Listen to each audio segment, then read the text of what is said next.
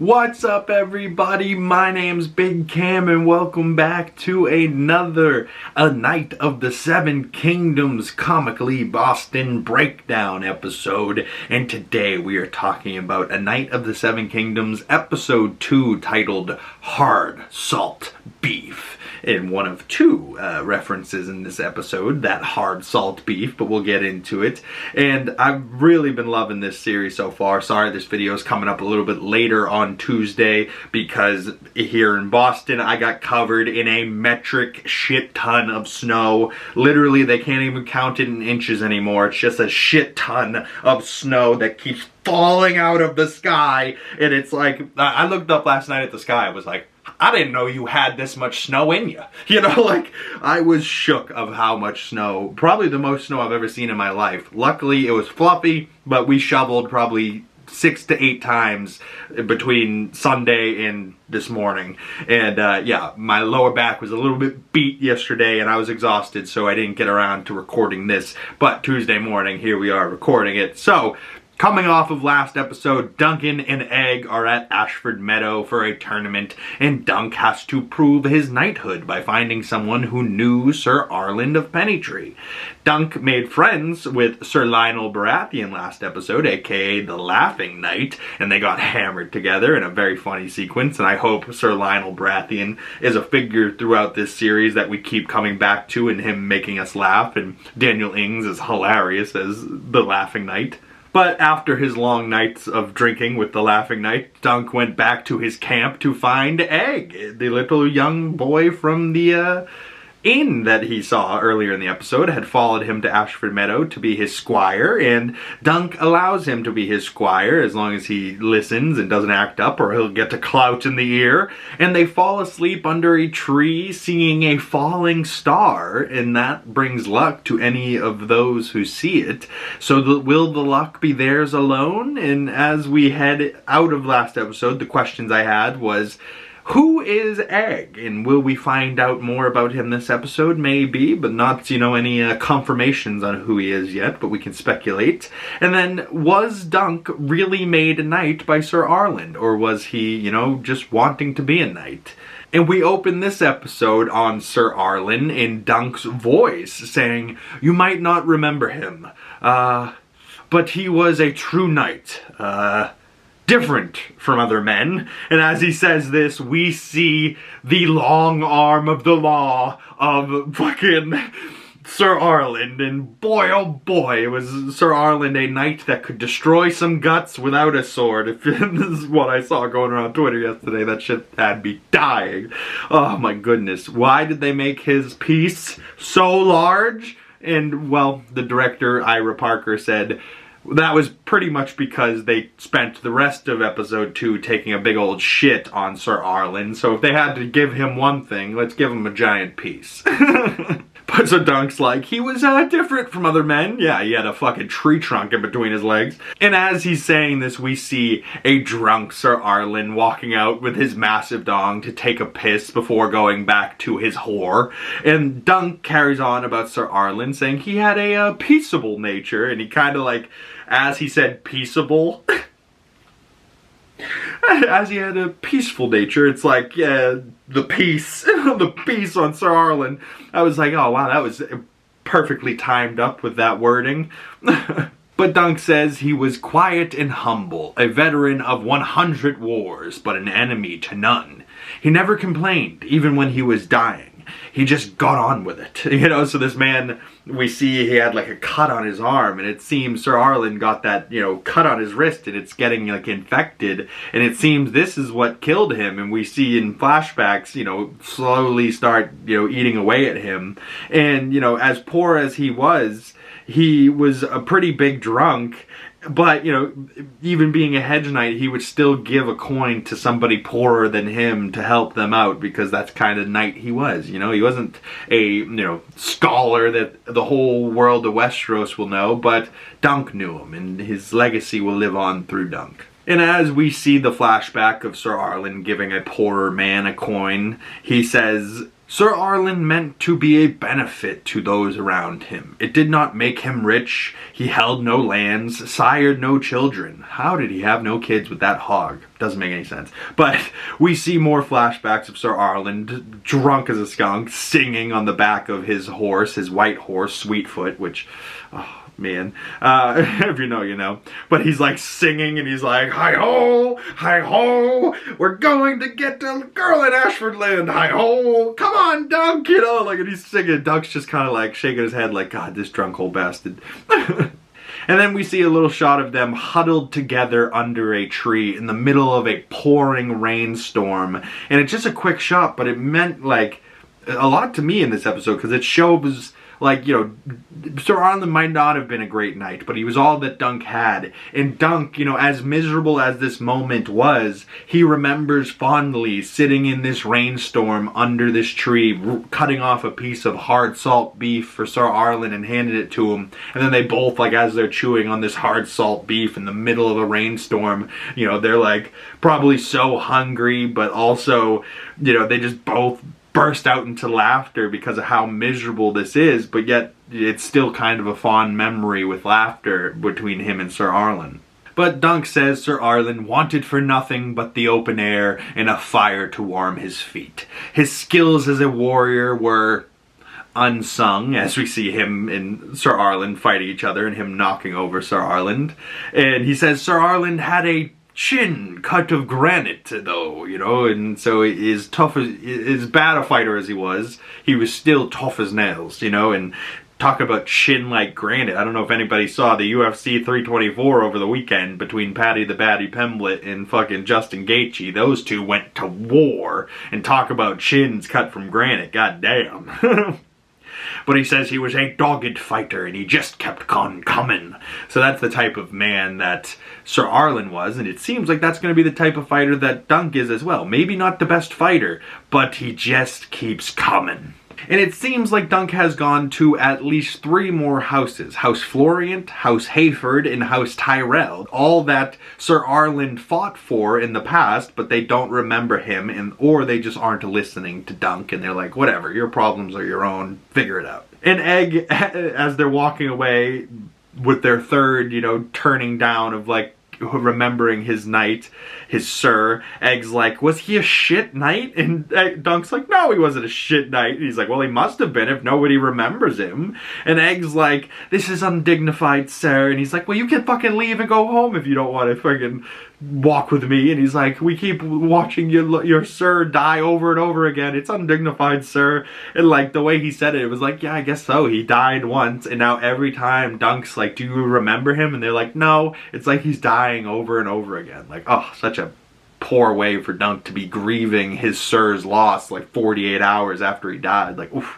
But Egg says to him that these lords may not even be listening to him. And Dunk's like, well, there's nothing I can do about that. And Egg's like, you're a knight of the realm, sir. You can say fuck their permissions and ride into the lists and call out Longthorn Tyrell and turn his arsehole into a lance hole. And just the way that Egg said it, I was like, Jesus Christ, this guy's 9. You know, like poor Dexter's 9, but clearly must have had a lot of fun delivering these curse words, and he seems to have a big old potty mouth, Mr. Egg here. But I love that line. Turn his arsehole into a lance hole. And he's like, that's enough of you. But then Egg's like, why do you treat these royal lapdogs like they're your betters? And Dunk's like, they are my betters, you know? And just showing that Egg is like, why are you doing this? Because he comes from a seat of a royal house. You know, he comes from the Targaryens, does he not? You know, and at least that's what I'm guessing already. And he, you know, he must be a Targaryen because, you know, he's talking the way he does in My Lord last episode and like the bald head.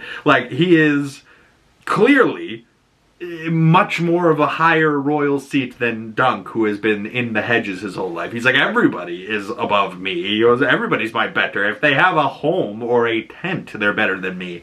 Like, or they have more than them, you know, like. But Dunk's like, they are his betters, and he says to Egg, you're too brazen for your own good. Sir Arlen was a great knight. Someone will remember him. When we hear some horns start going off, and some royals are arriving, and he's like, ask this midget, who's coming? And he's like, Well, fucking, can't you see the banners, cunt? You know, like, and he fucking goes and, like, crawls through some people as Dunk can just stand above everybody and go, oh, yeah, I can see the banners. And we see House Targaryen is arriving at Ashford Meadow for this tournament, who I believe is for Ashford Meadows Lord's, granddaughter or daughter's 13th name day. So it's her birthday, and that's what this tournament is being held for. But it's funny because just a moment before this, Egg, you know, and Dunk's telling him to go back to the camp, and he's like, I won't leave you, sir. You know, we have to find somebody that knows you're Sir Arland.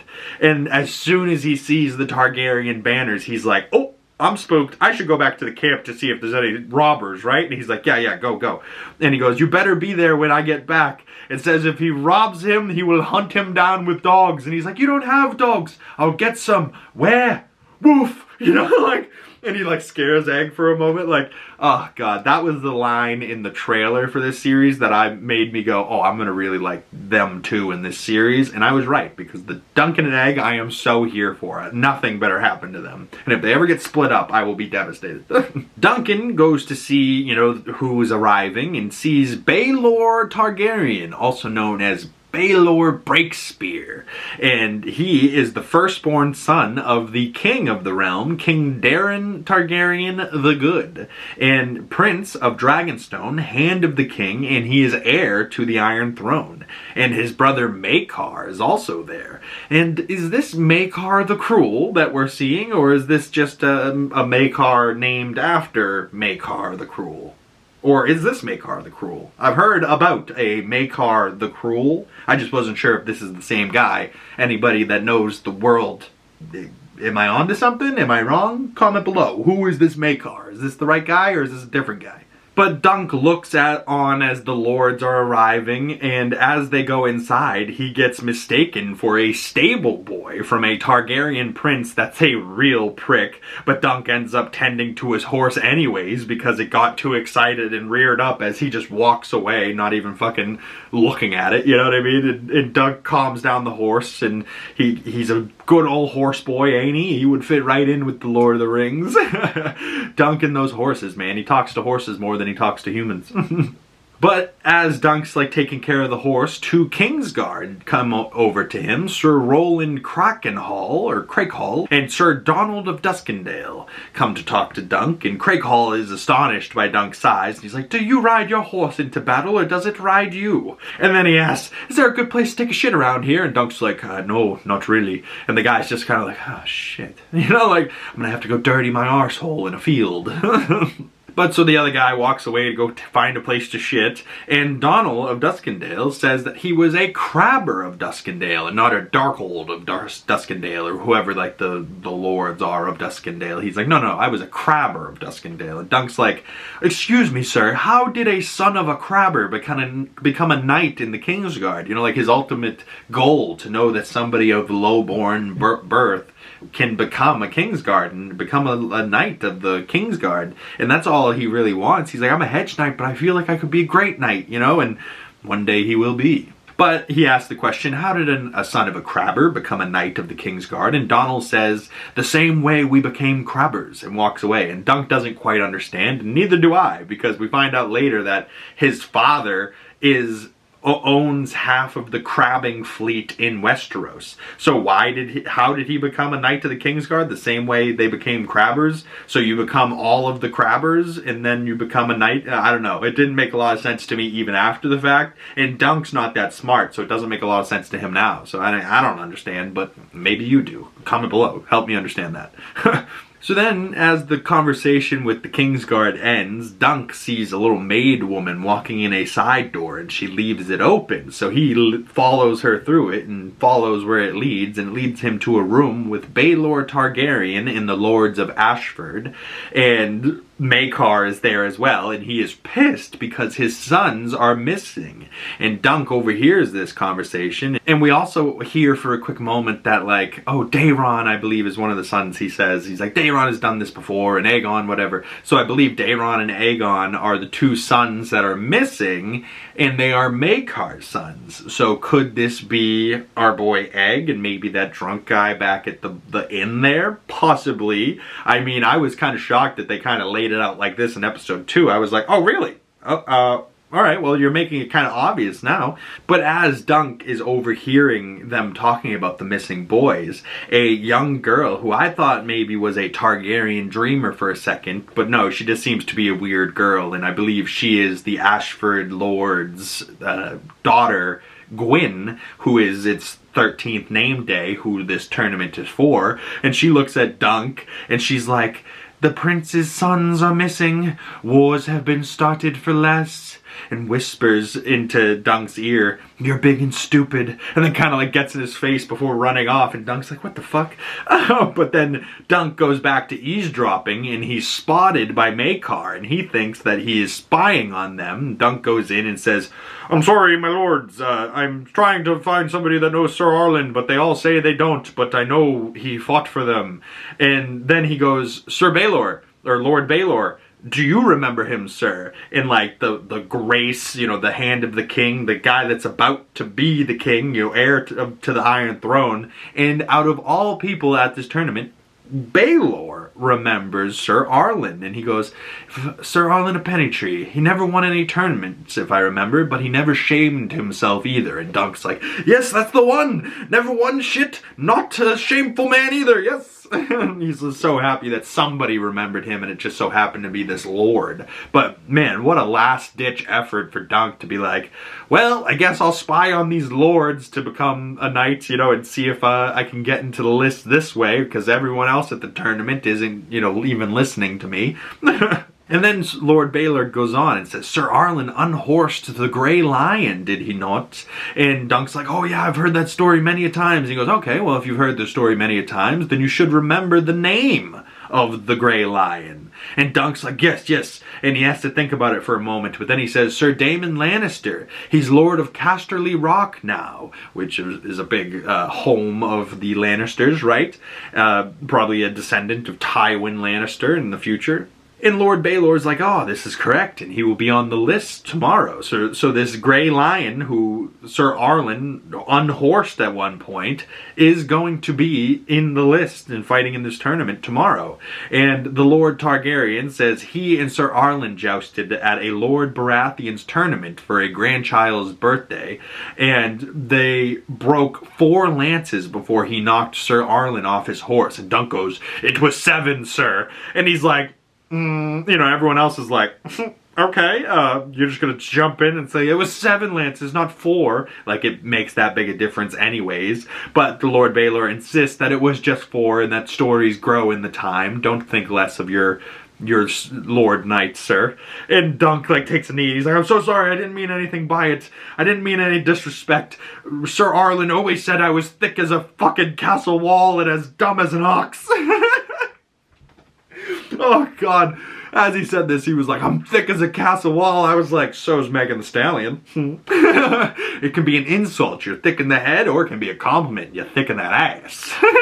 But Dunk says Lord Baelor gave him back his armor and horses and took no ransom. And Sir Arlen often told him that he was the soul of chivalry and that one day the 7 kingdoms would be safe in his hands. But the Lord Targaryen says, "You wish to join the list, is that it?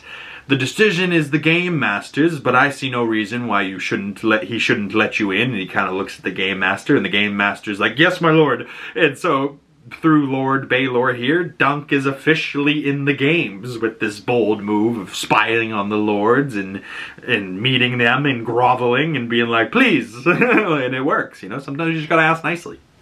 But the Lord's brother Maekar is like, "Okay, great, you're grateful. Can you fuck off now? I'm trying to find and talk about my missing sons, and here you are." And Maekar thought he was spying on him for a moment. So, like, think about all these lords seeing this massive knight with a sword come around the corner, and they're like, "Oh shit, should we, where's the Kingsguard? Should we be, on the defensive?" And then he's just like, "Ah, my lords, nobody knows my sir." And they're all like, "What the fuck's going on here?" You know, like, but so Maekar tells him to fuck off, and on his way out the Lord says he will need a sigil of his own when he sees the shield of Sir Arlen. He's like, "You'll need your own sigil because you are not an actual heir of Sir Arlen, so if he's going to be a knight, he needs his own logo." So then Dunk goes to see another performance from the puppet girl we saw last episode, and he asks her to paint his shield for him, and she's like, what would you want? He's like, I don't know. But he introduces himself, and he says, I'm Duncan the Tall, and she says, I'm Tansel Too Tall, as some of them call me, and Dunk's like, you're not too tall, you're just right for... She's like, for? For what? And goes quiet, and he's like, and all of a sudden Egg's like, you're not too tall for puppets, and kind of saves him for a second, and then he like, yes, we'll be back, and like goes to leave, and she's like, wait, the shield, and then he's like, hands over the shield, and then we abruptly cut to Egg and Dunk sitting somewhere else, and he's like, was that handled poorly? Like, and I loved that little part though, where he was like, you're perfect for, and she's like, for what? You know, because clearly she must be interested in him as well. No one else matches her height or her freak, you know what I mean? Like Dunk. So, you know, I think I was so quiet. I was like, oh, he's like, you're perfect for me, and they're perfect for each other, and she's perfect for Dunk, and I love that this is going to hopefully work out someday, and these two giants will make babies, and one day Brienne of Tarth will come from it. I don't know how, but one way, somehow, some way, we get to Brienne of Tarth, and I love that. But Dunk, you know, after that meeting with Tansel Too Tall, Dunk asks Egg, was that handled poorly? And Egg's like, well, she's painting your shield. And Dunk's like, well, yeah, for coin. And Egg's like, well, you're both gigantic. And Dunk's like, is that promising? And he's like, it's a commonality. And Dunk's like, right, yeah, commonality. And I was thinking maybe to myself, like, maybe that was the first time Dunk's ever heard that word, and maybe he doesn't even know what Egg just said to him and what it means. But Dunk is always just so very intimidated by how smart this 9-year-old boy is. He's like a grown man, and he's like, God, I'm asking this child, was that handled poorly? Like, the kid's supposed to know over you, but Egg's a very smart young kid. Egg then asked, do you think I'll be a knight one day? And Dunk's like, why not? You're a likely lad. And, you know, encourages him a little bit. And Egg's like, people always tell me I'm small. And Dunk's like, people always tell me I'm stupid. And then just goes back to his drink and watching what's going on. And Egg's sitting there like, but, you know, no but, no and he's like, what? You know, he's like, what? And he's like confused for a second how dim fucking Dunk really is. And Dunk's like, sitting there like, what do you mean? And Egg looks at him, what did you do when people told you were stupid, sir? And Dunk's like, what business is that of yours? My problems are my own. And Egg's like, what the fuck? I thought aren't you trying to help me? And he's like, help you what? Grow? And that was a funny little dialogue between the two of them, when, as they get interrupted in the middle of this conversation, when the Laughing Knight spots Dunk and says, Hedge Knight, will you heed my call to war? And we see them play tug of war, which I don't think is in the books, but is a classic challenge of strength between men, and they put mud in the middle and a rope, and they gotta pull either side, and if one team gets pulled into the mud, they lose, you know? So Sir Lionel asks Dunk to come and be his anchor for this, and it's so funny. Sir Lionel, the shit that he's saying, he's like, dry those hands, you clam-handed cunt, we're not in your sister's chambers now. And like, as soon as he said clammy hands, my boy Nardone, if you're out there, and anybody knows my boy Nardone, the clammiest hands east of the Mississippi, my goodness, you dab them up and it's like you just put your hands into a bucket of water. Oof, I do not envy those with clammy hands.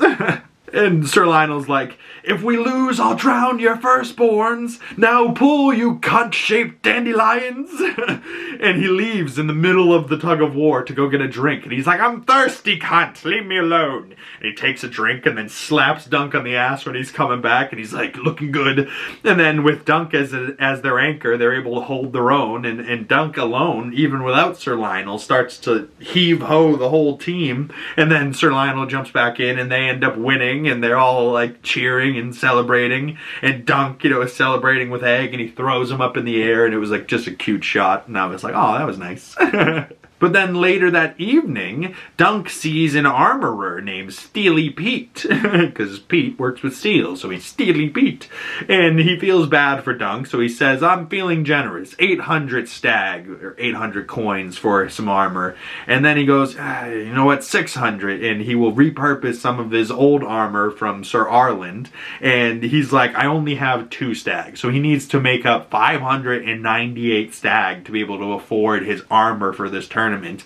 And he's like, I only have 2 stag. And Steely Pete's like, that buys you a day. And Dunk swears he will get the rest of it, sir. I plan to be champion here. And the guy, Steely Pete, looks at him and goes, oh yeah? And all the rest of these people came to cheer you on? And I think this is a fair point that gets to Dunk's head and makes Dunk think that he needs to get coin fast. So we end up cutting over to Dunk having to sell his best horse, friggin' the white horse, who was also Sir Arlen's riding horse, friggin' Sweetfoot, his nicest, best horse, and the one that he was talking to the most, and maybe the last thing that he can have that really is Sir Arlen's, other than his sword. And, you know, he's like, I will buy you back when I win this tournament. And this scene made me really sad. And I was like, I hope he goes back and buys that horse. I will be absolutely devastated. I was devastated he had to sell the horse. I was like, oh no. I mean, I get he's going to be riding probably the war horse, and the other horse was Dunk's riding horse, but still, the white horse,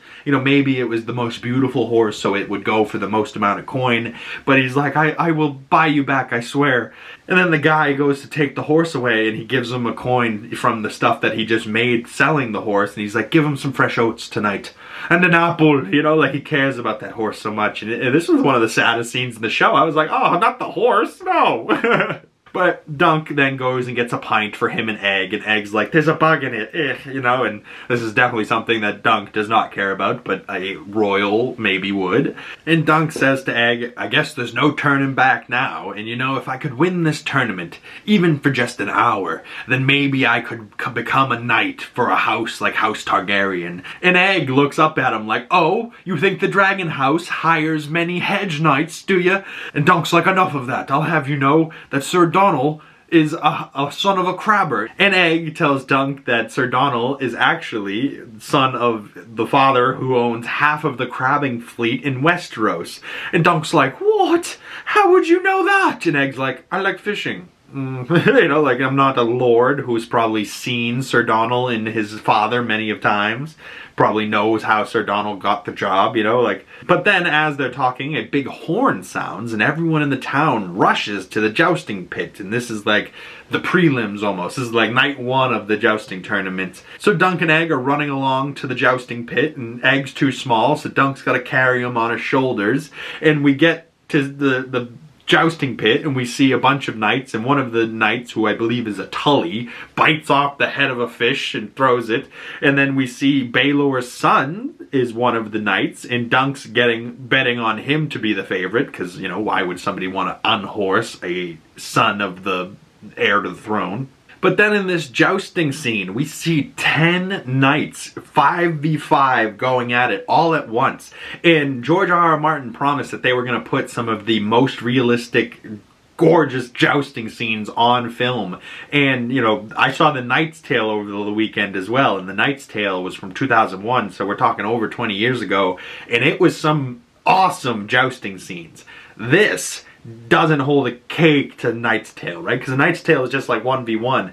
This is 5v5 carnage all over the place. Guys getting unhorsed, guys falling off their horses, guys dropping their lance, pulling out the sword to kill the guy that's in his lane, and then he gets lanced off his horse by somebody else. The horse falls on him. The guy's now unhorsed horse. The guy jumps on the horse, starts riding that. I was like, bro, this was like a quick scene. It was probably like 2 to 3 minutes of jousting, but they packed so much into that jousting that I was like overwhelmed. I was like, this is crazy. This is so dope. And it looks so real and so sick. And as Dunk's watching all this happen, he's having like a panic attack, seeing all the carnage that he's going to have to compete in. He's like, oh my God, what have I gotten myself into?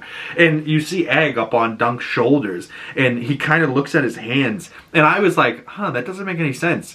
But then I thought about it from watching A Knight's Tale. The squire has to hand his sir, so he would have to hand Sir Dunk the giant lance. And he's a small little kid, so like it looks like if Dunk's going to be jousting, I don't know if Egg's going to be the one handing him the lance. I think they might need another hand in this equation, you know, somebody bigger. I don't know. But after the tournament, they go back to their campsite, and it seems like Egg had a great time, and he's like, you know, swinging the sword around and like being a kid, and then all of a sudden he like straightens up and he's like, that was a good time. good night, lots of chaos. And then he sees Dunk thinking, and he's like, is everything okay, sir? And Dunk is thinking about his late Sir Arlen. He says, do great knights live in the hedges and die by the side of a muddy road? I think not. Sir Arlen wasn't gifted with sword or lance, and he drank and he whored, and he was a hard man to know. He made no friends neither. He lived nigh on 60 years and never was a champion. What chance do I have truly? And this is the second time he's asked this in this series in 2 episodes. He asked Sir Lionel this in episode 1, and Sir Lionel said he had no chance. But Dunk goes on saying, he was a good man. I wasn't his family, but he kept me like we were. He raised me to be an honorable man, and all of these noble lords can't even remember his name. His name was Sir Arlen of Pennytree, and I am his legacy. On the morrow, we will show them what his hand has wrought. As Dunk, pissed off, ready to fight, to show his legacy of Sir Arlen and show people who he is, and he's pissed off, ready to go, as he tears off a piece of hard salt beef, and we head into credits on episode 2, being the second time we've seen the hard salt beef this episode, the first time being under the tree in the pouring rain with Sir Arlen, and now hard salt beef he's ripping off and eating himself around the fire at the end of episode 2. So questions I still have after this episode, getting to know more of Egg, in that he's too smart for a regular boy, and he's clearly noble, and maybe Dunk's too dumb to notice this, but who is Egg, and is he one of Maekar's missing kids? I think he might be, but, you know, which one is he? And, you know, I'm guessing Aegon, because Aegon, but, like, I think he's Prob, the younger brother of that shithead drunk Dreamer Targaryen we saw in the inn, but who is that guy? And as well, I'm sure we will find out. But Dunk, maybe not a real knight, but he's going to prove his worth and become a great knight. And Dunk will show his strength, and the show already has a soft spot for me with Duncan in just being a good man, you know? Like, at a certain point, you're like, do I want to follow these shitbag Targaryens and their royal problems? No, I just want to see Dunk become a great knight and continue to be a good man and make sweet, sweet love to Tansel Toothall and create Brienne of Tarth. I don't think directly. I think they're ancient ancestors of each other, but still, Duncan and Tansel Toothall will one day create Brienne of Tarth, and I fucking love that. And you know that's got to be true, right? And that's got to tie in some point. But, you know, I think we only got, what, 4 more episodes of this season? So they're only doing 6 episode seasons. They're only around 30 minutes apiece, so the run times haven't been too much. It's been a slow burn, but I hope you guys really enjoyed it so far. I know I have, and I can't wait to join y'all again for episode 3 next week. And if you guys have made it this far and joined me for A Night of the Seven Kingdoms, thank you guys so much. Please, if you'd like to support the channel, leave a like on this video, comment down in the comment section below, subscribe if you haven't, and hit that bell if you don't want to miss future A Night of the Seven Kingdoms content. And please send your thoughts to me on my other social medias if you'd like. Links for those down in the descriptions below. Thank you guys so much, and if you made it this far into the video, I highly appreciate you guys. You guys are the best, and I will see you beautiful folks in the next video. Peace!